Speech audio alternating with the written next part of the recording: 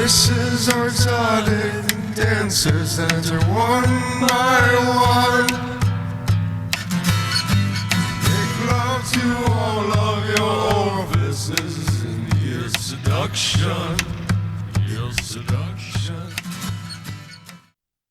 Hello and welcome to Ear Seduction. I'm your host, Paul Schilling. In this episode entitled Genesis, we're going to lay down the first pillar of our foundational system. To do that, we're going to answer our first big question. How did everything come to be? Genesis 1. Let's start off by acknowledging that there are other ways to ask this question, like, why does anything exist? Or, why is there something rather than nothing?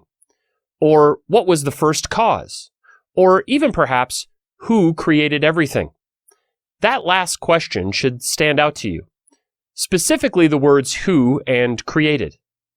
That's what is known as a loaded question, and sets up the person asking that question for a logical fallacy called begging the question. The person that asks the question, who created everything, is assuming that there is a who that intentionally created. This isn't the correct way to ask such questions, because it implies the answer. And in order to ensure that we discover the truth of any question, we need to ensure that we are engaging in this process with an open mind. The much more honest question is a why or a how question. These types of questions don't lead us in any one direction or another. It leaves the question open-ended, and it leaves us free to discover whatever evidence we can find and to follow that evidence to whatever conclusion. Now, if you are the type of person that asked who created everything, that doesn't mean that you are automatically closed-minded. It may be that you have only ever heard the question asked in that way before, and that's okay. If you're going to be successful in implementing this process, you're going to have to learn how to ask the right questions and recognize when you're asking the wrong questions. You will further need to be able to identify how your question was incorrect. What are the components of the question that made it incorrect? Once you learn how to do that, you can then correct the question so that it doesn't include biases or fallacies like the ones we identified earlier. Before we answer this question, there are some facts that we need to address regarding the answer. Our answer cannot be in any way made up or influenced by our biases. Thus, in order to ensure that we don't include any information in our answer that isn't warranted, we need to follow a few basic rules. The first rule is that you are not going to answer this question. In fact, no individual is capable of answering this question. The answer, along with all other answers of this kind, and perhaps all answers more broadly, are answered by the culmination of multiple individuals' research into the facts of the matter. Another way to say this is that the scientific method answers this question, not any one person. By following the scientific method, dozens or perhaps scores of people have contributed to answering this question. And the number grows with each new hypothesis posed and each round of peer review.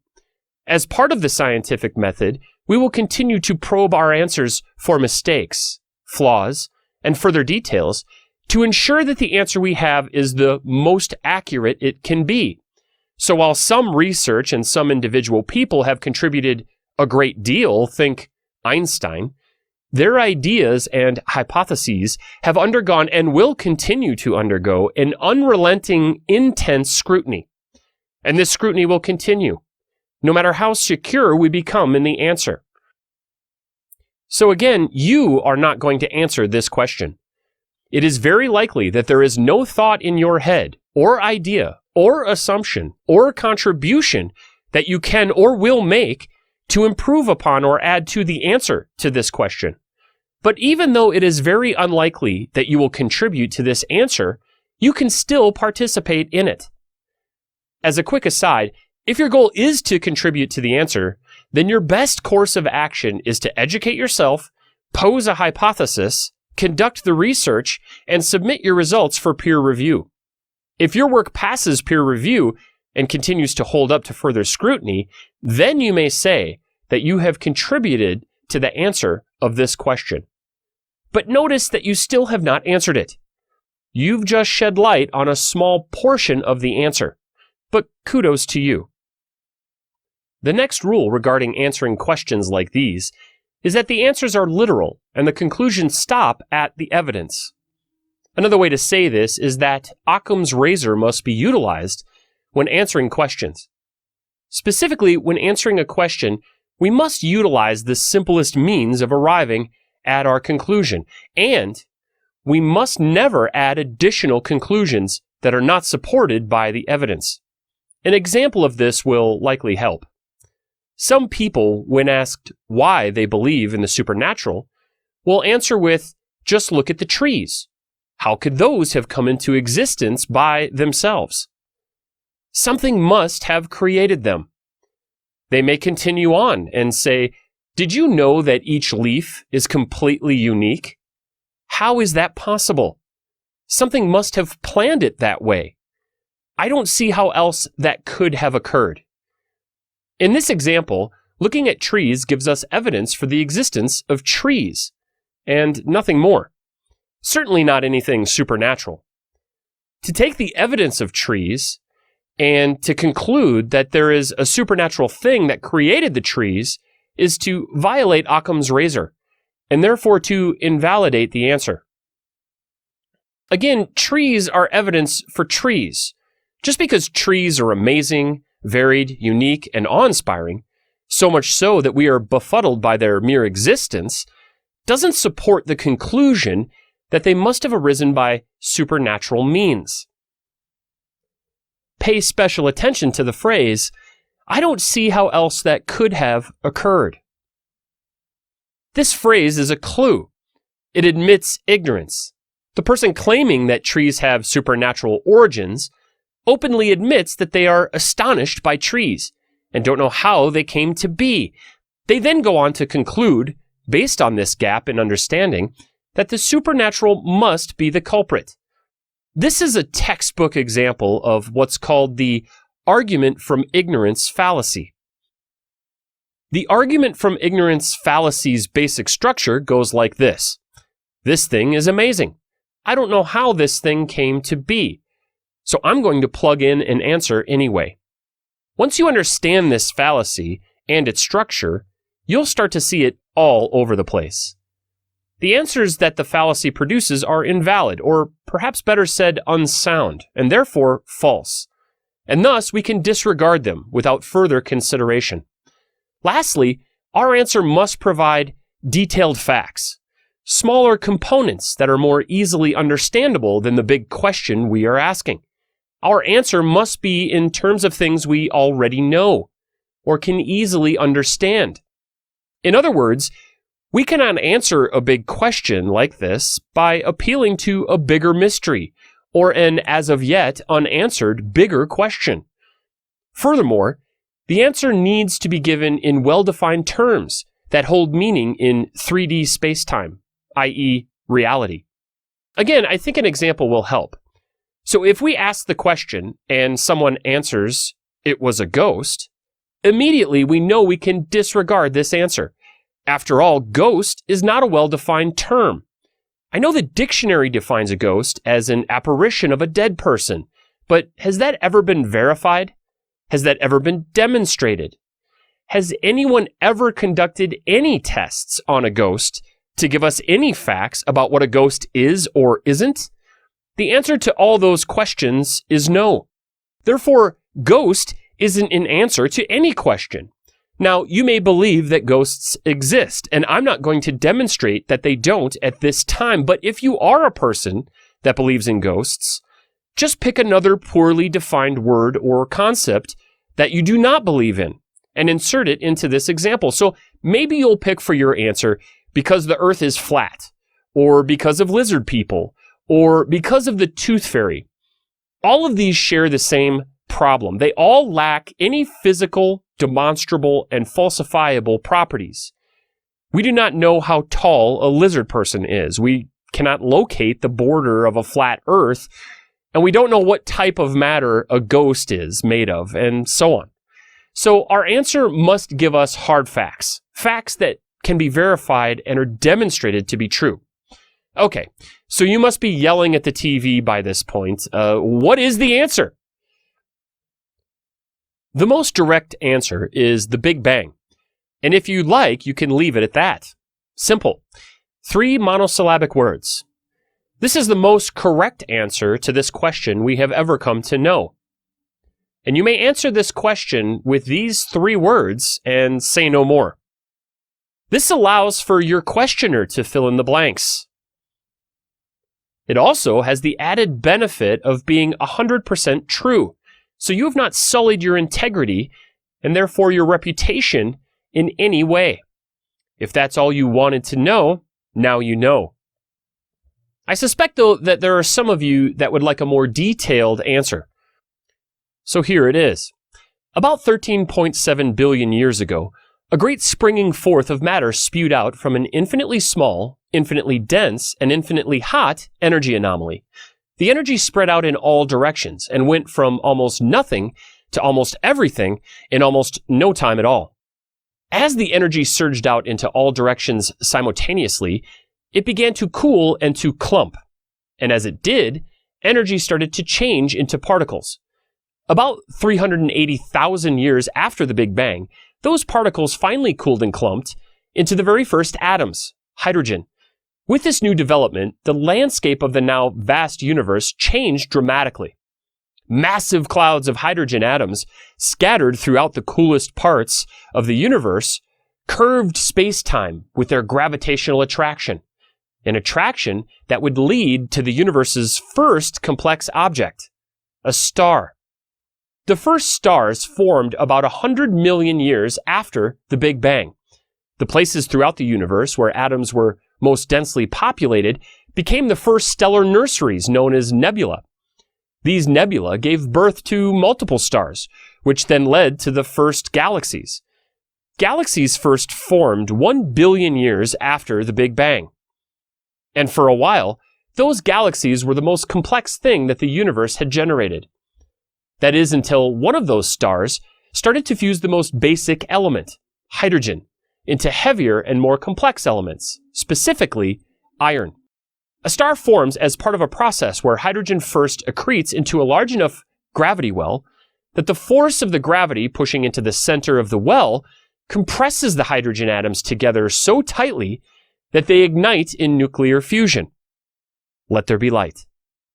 This fusion becomes so hot and dense in the center of the star that the hydrogen atoms start to fuse into heavier elements: carbon, oxygen, sodium, aluminum, sulfur, potassium, titanium, and finally iron. When the star starts to fuse together iron, the whole process starts to break down, and the gravity of the huge mass of matter collapses and explodes. During this explosion, the heavy elements generated within are spread out into the vast expanses of space-time. It's there that they begin the process all over again, only this time with all the heavier elements mixed into the nebula. It was just such a mixture that coalesced into our solar system and had enough heavier elements in the correct location to create our planet, Earth. After billions of years of this process, stars forming and exploding and forming again, our planet formed around our star. It took about 9 billion years for our star and planet to form, and it took another 4.5 billion years after that, some 13.7 billion years after the Big Bang, for the universe to generate something so complex that it was able to recognize exactly what it was: humanity. We are made from the same particles those first stars were made from, and we've gotten so complex that we can conceive of our beginnings and the beginnings of the universe. We are quite literally the universe coming to know itself. Think of the last time you pondered the complexities of your lover and then leaned in for a kiss. At that moment, you were the universe thirsting for love and quenching that thirst. How wonderful. Before we move on to Genesis 2, I want to leave you with a few final thoughts on how everything came to be and our place in the universe. The first is that despite what many people might tell you, you are very special.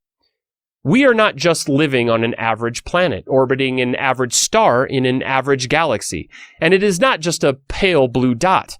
Sure, that is one way to look at our place in the universe, but there are other narratives that we can tell which hold to the facts just as securely. As far as we know, Homo sapiens are the only thing that has ever come to know the story of how the universe began and evolved into its current state. And while the size and scale of the universe is so immense that we are dwarfed by its grandeur, we can find comfort in knowing that we might be the universe's most significant intelligence. This is because we can conceive of that immensity, and our insatiable wonder transcends its seemingly limitless boundaries. Humanity knows these facts, and this knowledge makes us unique, not just average. Finally, no matter how incomplete we are in our understanding of this story, we know that this is the most correct version possible at this time, given the evidence that we have. There are many more facts described in the sciences of cosmology and physics, and I encourage you to look to other more qualified communicators of this story, for they tell it with so much more detail that you will likely find yourself lost in deep, mindful contemplation for the knowledge that we have come to understand. Genesis 2. Now let's change gears and discuss the answer to the big question, where do we come from? Before we dive into the answer to that question, we have to get comfortable with another rule within our epistemology. This rule is a bit different in nature than the others we discussed in Genesis 1. It protects us from one of the most common mental or thinking mistakes we make. The fallacy at play doesn't have a formal name, at least not that I can find, so I'm going to call it the impossible standard fallacy.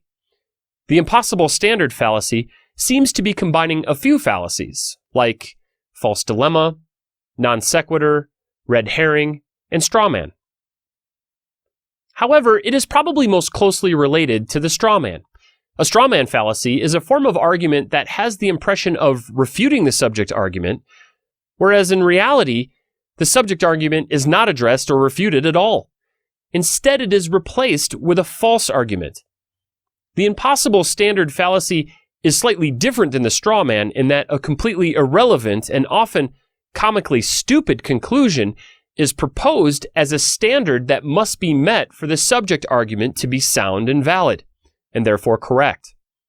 A fairly famous example of this is when Kirk Cameron stated on NBC Nightline during a debate that if evolution were to be true and transitional forms existed, aka species that demonstrate a clear transition from one type of creature to another, then we should see something called a crocoduck. He then held up a picture of a duck with a crocodile's head photoshopped onto its body. So in other words, Kerr proposed an impossible standard for the theory of evolution to meet. And then when it didn't meet his standard, he used this as a reason to reject evolution completely. Furthermore, he did this erroneously and without any explanation of how his standard in any way related to the theory of evolution. And therein lies the straw man. A similar claim is made about the answer to the big question that we are tackling here in Genesis 2, and I will discuss it in more detail after providing the answer. But again, as a rule, we should never set up an impossible standard. The evidence will give us the standard that has to be met. And following the evidence, as opposed to leading the evidence, is the appropriate way to engage in intellectually honest inquiry. So now let's answer the question. Where did we come from? The shortest and most direct answer is abiogenesis. Again, if you like, you can just leave it at that. But unlike our answer in Genesis 1, the word abiogenesis often elicits a follow-up question, like what? Abiogenesis in its simplest form is defined as life from non-life, or perhaps better said, the arising of living systems from non-living components. Interestingly, pretty much every account, be it scientific or archaic, describes some event where life came forth from non-living components. One thing to keep in mind here is that abiogenesis is not the theory of evolution and comprises a completely separate theory. Where the theory of abiogenesis describes how life arose from non-life, once life arises, the baton is passed to the theory of evolution to describe the diversity of life starting from the first abiogenetic event until modern day. Early on, when abiogenesis was just a hypothesis, there were three main elements of life that had to be accounted for: the formation of the cell wall, the formation of amino acids, and the formation of DNA. At this time, scientists have demonstrated how the cell wall, amino acids, and ribonucleotides, which are the building blocks of both RNA and DNA, could form spontaneously. RNA, the precursor to DNA, has also been demonstrated to spontaneously assemble from a mixture of polymers. The scientific method has demonstrated that almost every step from non-living chemical components to living cells are possible. It just hasn't demonstrated the full process from non-life to life. The theory of abiogenesis isn't yet complete in every step, but the evidence suggests a very clear path starting at non-living components and ending at a living cell. One of the truly remarkable aspects of the theory is that there is still so much work to be completed. Earlier, I referred to the impossible standard fallacy, and the theory of abiogenesis suffers from proponents of that fallacy. Abiogenesis often comes under scrutiny by the uneducated or the intellectually corrupt as an unsound theory because the scientific method has yet to demonstrate something like a group of scientists pour some chemicals into a dish, and 1 month later out crawls a frog. While I wish I were joking about this, it's true that there are some that think this way. First off, they think that for the scientific method to be sound, it must demonstrate something miraculous. This is false. Much of what science does is to demonstrate that some basic component of a theory is possible. Scientists generate hypotheses, such as the Miller-Urey experiments, where the goal is to show that something simple, like amino acids, could form from natural processes. So they set up the experiment, often in multiple different ways, to see if their hypothesis can be demonstrated. In the case of the Miller-Urey experiment, they showed that it is indeed possible to produce amino acids in a multitude of different naturally occurring environments. Other times, science is done more dirty. In 1969, the Murchison meteorite fell to Earth in Australia. This meteorite was found to contain a multitude of amino acids, many of which were similar to the ones created in the Miller-Urey experiment. In this case, there was not a thoughtful hypothesis, organization of resources and funds, and then experimentation. The evidence for life from non-life literally fell from the sky. However, the evidence is discovered. The point is that the scientific method has uncovered huge sections of the puzzle and answered large portions of the question, where do we come from? Another way to state the short answer to this question is that modern life sprang forth from non-living elemental components through a series of natural processes. I'd like to leave you with one last thought. While science has demonstrated that all the basic building blocks of life arose from natural causes, and that those building blocks are very simple in their origins, and that they follow very basic laws of physics and chemistry, this in no way diminishes the intense and layered experience of the universe's most enlightened creature, you. The scientific method demonstrates to us that we don't need a miracle to be as profoundly thoughtful as we are. We just need simple physical laws, exploding stars, planetary accretion disks, and a simple stew of basic atoms and chemicals continually hydrating, drying, and exposed to radiation on top of the right kind of clay. Simple. So simple, in fact, that regular, ordinary people can simulate just such an environment in a lab and naturally produce the building blocks of life in a week's time. Take a moment to let that sink in. Billions of years ago, on a still-forming chaotic planet, pools of water washed up onto clay-infused land. Water clouded with chemical mixtures spewing forth from underwater vents fueled by molten magma. The sun irradiated that chemical-laden water, while its heat evaporated the water away slowly. Once dry, the chemical concoction distilled into ever more potent amalgamations. Either a new splash of water would rehydrate the pool, or rain would fall and the pool's chemical mixture would be refreshed and changed. Again, the sun's rays would beat down, adding necessary energy into the water and its chemicals. The Miller-Urey experiment produced amino acids in just a week's time. Imagine this process occurring all over the world for millions of years, trillions upon trillions of experiments happening all at once, each one producing all the building blocks of life with each passing week.